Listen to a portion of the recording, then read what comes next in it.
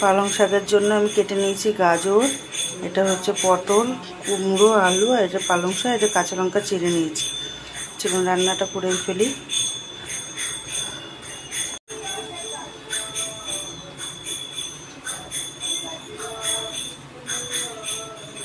সর্ষের তেল দিয়ে দিলাম, এরপরে আমি দেবো 5 ফোড়ন,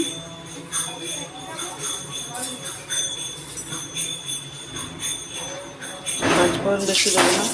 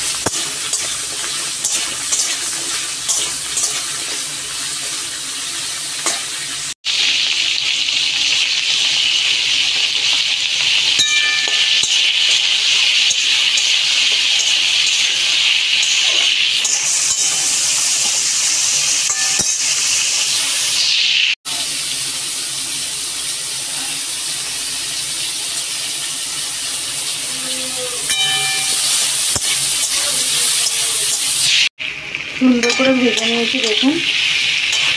এর মধ্যে আমি পালং শাকগুলো দিয়ে দেবো।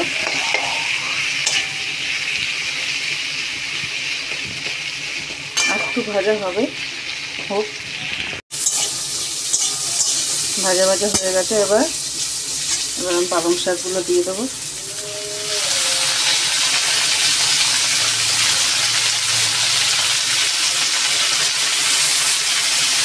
বড়ি নেই বলে আর বড়িটা দেওয়া হলো না। এই সময় ভালো বড়ি পাওয়া যায় না আমাদের এখানে, বড়ি ছাড়াই করছি একটু।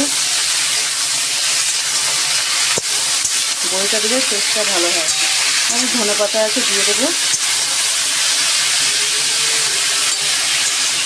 লাস্টে একটু চিনি আর ধনেপাতা দিয়ে দেবো, হয়ে যাবে রান্না। সেটা ভালো করে সেদ্ধ হওয়ার জন্য আমি ঢাকা দিয়ে দেবো। 10 মিনিট মতো ঢাকা থাক, আস্তে করে দেবো গ্যাসটা।